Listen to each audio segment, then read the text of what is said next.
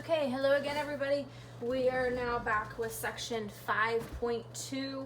This is division with exponents and negative exponents. So we are learning more properties, okay, that we're going to have to be able to apply.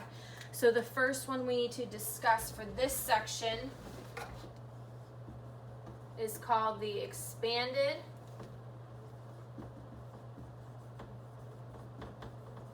distributive property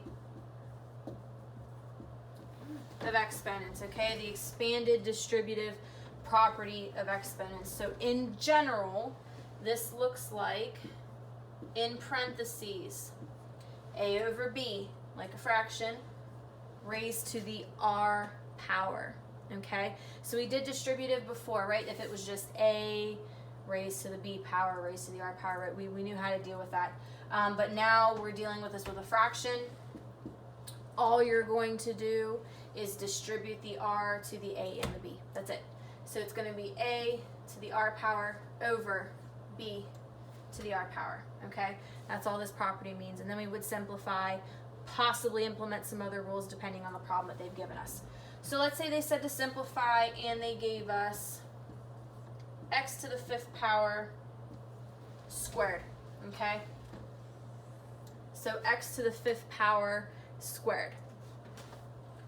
We're going to use this property. We're going to distribute the 2, right, the square, to the x and the 5. So this is now x to the squared, 5 to the squared. I always like to put it in parentheses just in case there's a negative involved, okay? Or if this was an x squared, right, then we would know to use the power raised to a power, which we're going to use here anyway. So this is a 1, right, that we know that's included. So power raised to a power, we know we're going to multiply 1 times 2, and that's how we get the x squared.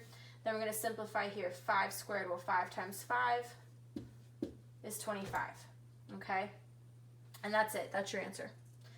All right, let's look at, let's do 2 over a cubed. 2 over a, and that whole thing's being cubed. Same thing, we're going to distribute the cubed to the 2 and the a. So this is now 2 cubed over, and this is now, squeezing it in there, a cubed, okay? Then we're going to simplify 2 cubed. Well, 2 times 2 is 4. 4 times 2 is 8 over a to the 1st power, right, that's assumed, cubed, so power to a power, multiply 1 times 3, a cubed, okay?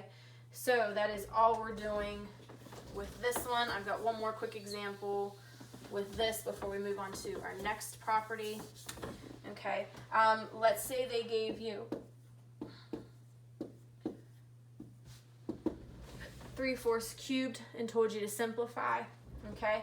We're using the same property. This is now 3 cubed over 4 cubed. We distributed that cubed. And then you punch in your calculator. Well, 3 times 3 times 3 gives us 27, and 4 times 4 times 4 gives us 64, okay? And that's your final answer there. So you may see a problem that looks like that. Don't panic. You're doing the exact same thing as you did when there were numbers and variables there. All right, let's move on to another property. So we are now looking at what is called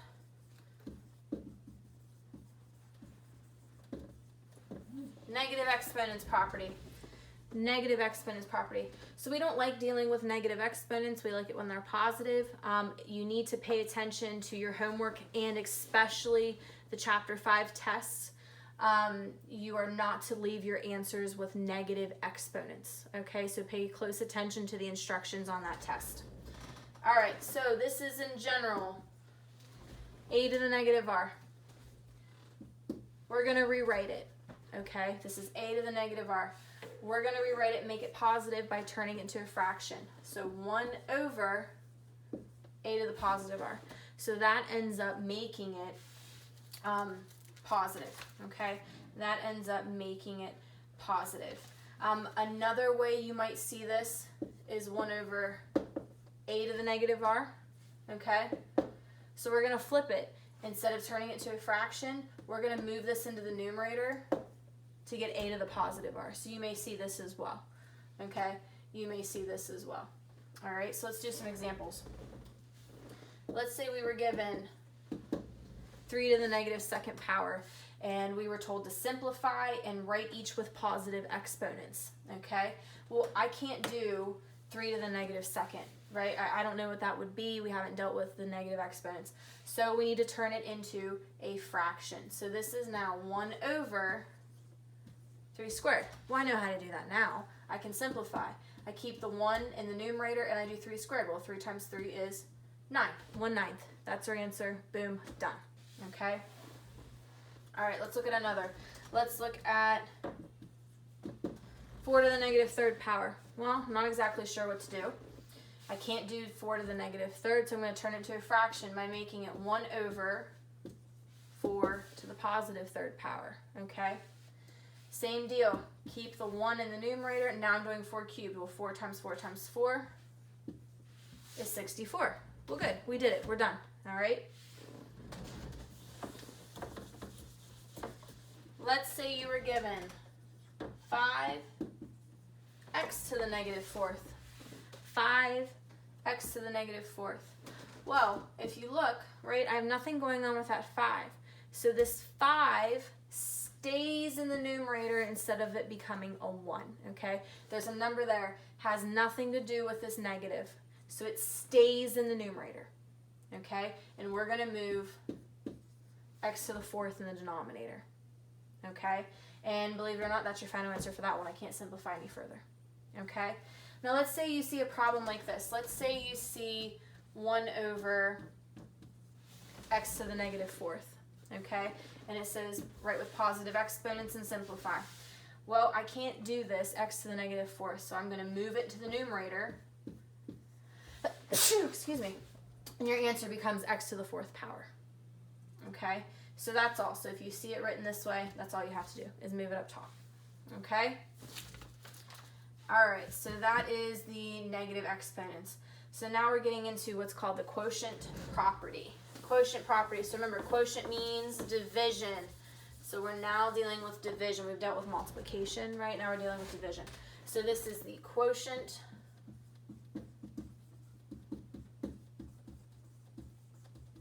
property. Quotient property, okay? This looks like a to the r power over a to the s equals. Now what you're going to do is they have the same base, so this is important. They have to have the same base. They do, so you keep the base. And then you're going to do the exponent of r minus the exponent of s, so r minus s. Okay, r minus s. So let's do a couple examples of these. It'll make a little bit more sense. So let's say they said to simplify, and they gave us x to the 10th over x to the fourth power, and they said to simplify. Well, the first thing we're looking is this quotient? Yes, this is a quotient because we have that fraction bar. Remember, fractions are the same thing as division problems. So this is a division problem. Then we're going to check, do they have the same base? Yep, they both have the same base of x.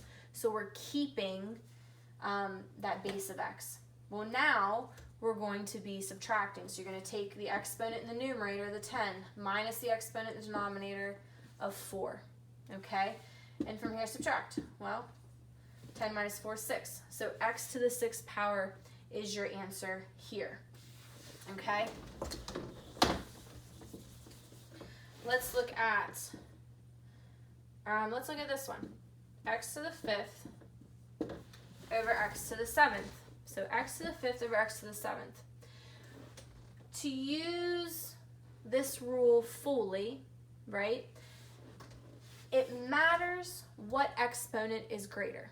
Okay, so we did the other one, it was traditional, right? The numerator was greater than the denominator. We were able to move everything up. It's not always going to happen that way for the quotient rule.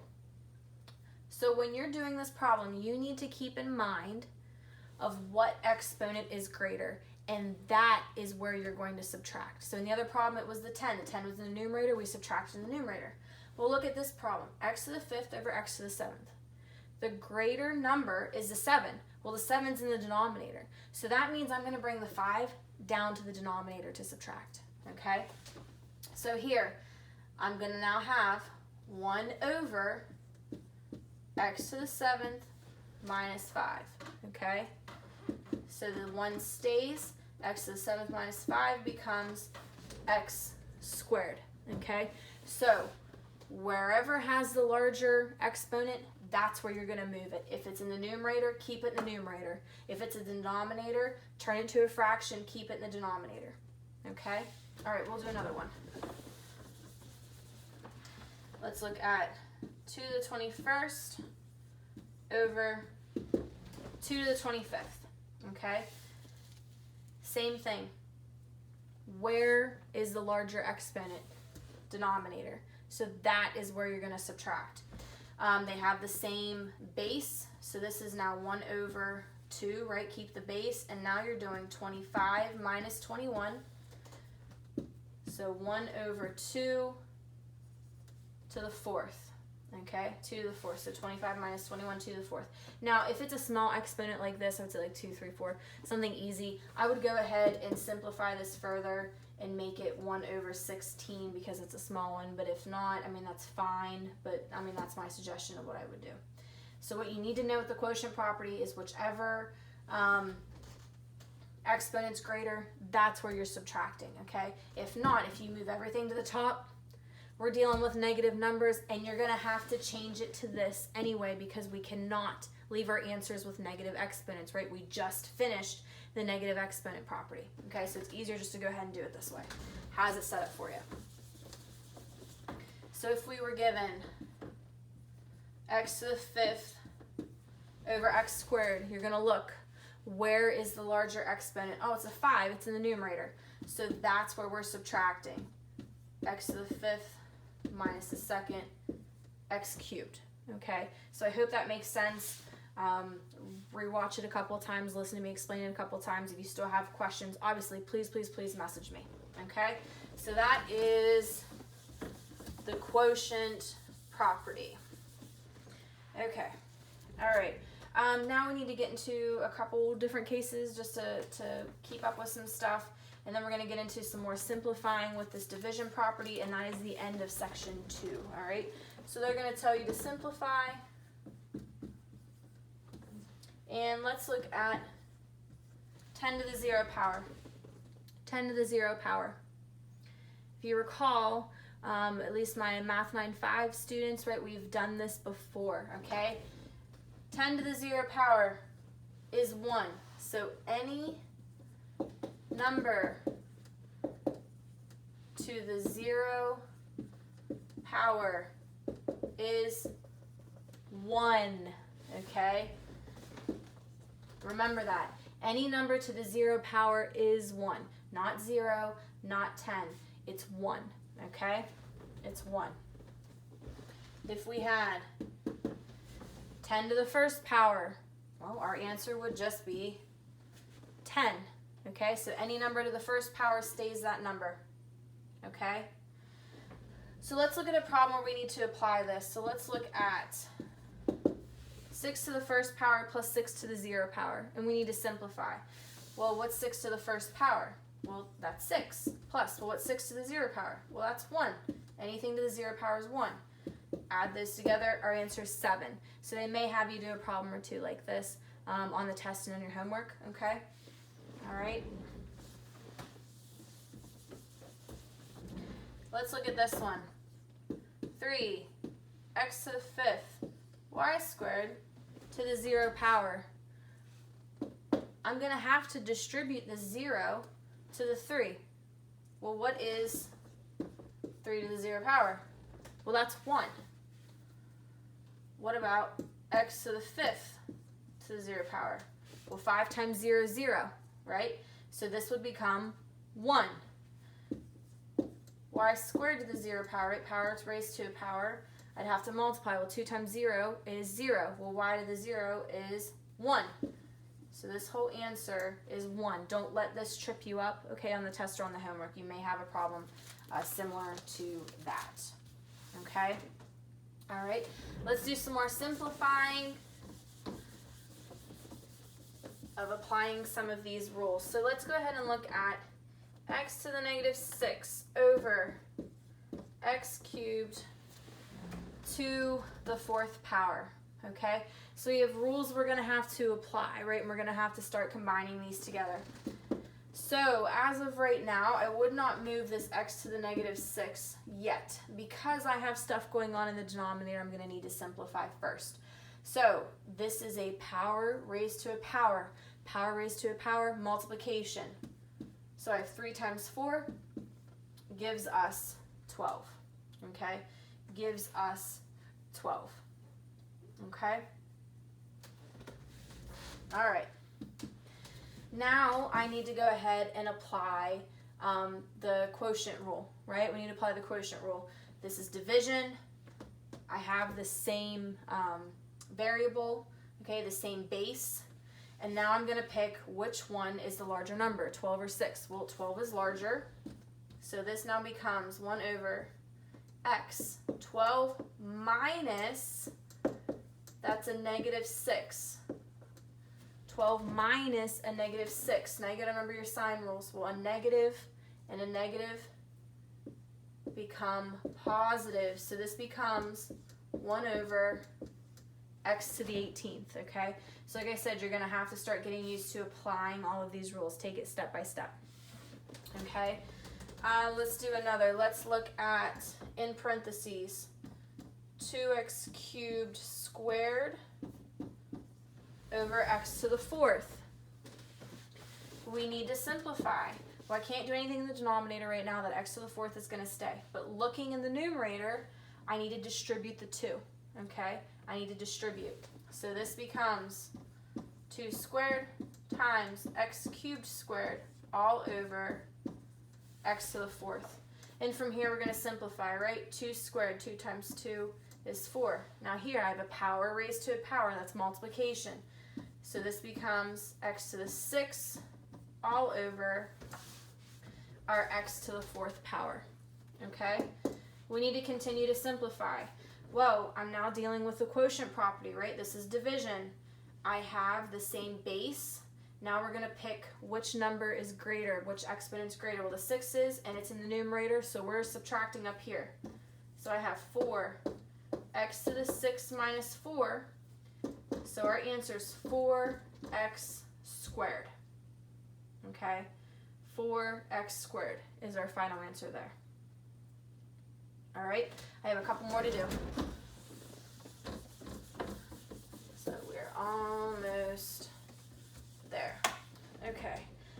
Let's look at, this is y to the 8th over y cubed, and this entire problem is being squared, okay? That whole quotient is being squared. So we're going to use our distributive property. So this is now y to the 8th squared over y cubed squared, okay? All right, from here, power raised to a power. Well, 8 times 2 is 16. Denominator, power raised to a power. 3 times 2 is 6. Now we're set up for our quotient rule, okay? Now we're dealing with division. We have the same base. We need to see where we're going to subtract the numerator denominator. Well, the greater number is in the numerator, right? It's 16. So we're going to subtract in the numerator. So keep the y. 16 minus 6, I'm getting ahead of myself, equals y to the 10th power. Okay, y to the 10th power. So that's that one. All right, let's look at another. Let's look at the possibility of having 2x to the 4th in parentheses raised to the negative 2nd power. So you haven't quite done exactly like this yet. I can't distribute that negative 2 yet, okay? So we're going to turn this into a quotient problem. So I can't deal with that. So this now becomes 1 over 2x to the 4th. Now that becomes a positive 2. I got rid of the negative. It becomes a positive 2. Now I can go ahead and distribute. So keep the 1 over. This is now 2 squared and x to the 4th squared. Okay? So now I have 1 over, well, 2 times 2, right? 2 squared. is 4. Now this is the power raised to a power. We're multiplying x to the 4th times 2, 8. So 1 over 4x to the 8th is your answer for that problem. All right.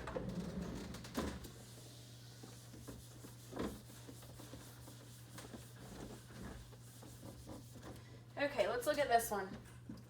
X to the negative 6 times x squared. This particular problem, there's actually 2 ways you could do it. You could, if you wanted, because this is multiplication, you could apply the product rule. Remember, the product rule is where you keep the same base, they have the same base, and you are adding together the exponents. So you could do it this way. And negative 6 plus 2 is negative 4, but I can't leave my answer as a negative, so we need to move it and use our quotient property, not our quotient property, I'm sorry, our negative exponent property, and move this into the denominator of 1 over x to the 4th. So that's one way you could do this. Another way you could do it would be going ahead and moving x to the 6 in the denominator and subtracting. So let's do that. So you could do it this way, or we could have kept the x squared in the numerator, right, because nothing was wrong with it, and moved the x to the 6 in the denominator to get rid of that negative, okay? Then we would have seen, where do we need to subtract? Well, the greater number's in the denominator, the 6, so this becomes 1 over x to the 6 minus 2, which gives us 1 over x to the 4th. So this problem, there was 2 ways that you could have done it, okay? All right, we got one more problem left. One more problem that we're going to simplify. So let's look at, if I can write, a to the 5th times a to the negative 2nd to the 4th, all over, in parentheses, a to the negative 3rd squared. So we have a lot going on here, a lot going on. I want to go ahead and deal with a power raised to a power first before we start moving things around. So we're going to keep the a to the 5th. Now this is a power raised to a power. The negative's in here, so it's all right. So let's go ahead and multiply. Negative 2 times 4 is a negative 8. So I now have a to the 5th times a to the negative 8 over. We're going to do the same thing in the denominator, right? We're keeping our a. Power raised to a power. Negative 3 times 2 is a negative 6, right? So the difference this time is we didn't have a negative exponent out here. It was on the inside. Okay. Now we need to continue to simplify. Well, if you notice in the numerator, this is the product property, right? The product rule, which means we're going to be adding the exponents. So now I have a 5 plus negative 8, right? We still have our a to the negative 6. Well, 5 plus negative 8, this now gives us negative 3. So I have a to the negative 3rd over a to the negative 6. Now, we have a lot of negative numbers going on. So one thing that we can do is we can go ahead and apply that negative exponent property. I can move a to the 6 in the numerator to make it positive, and move a to the 3rd in the denominator. So now I've eliminated all of those negatives, right? They can get kind of complicated. Now we can go ahead and apply our quotient rule. All right, our quotient rule.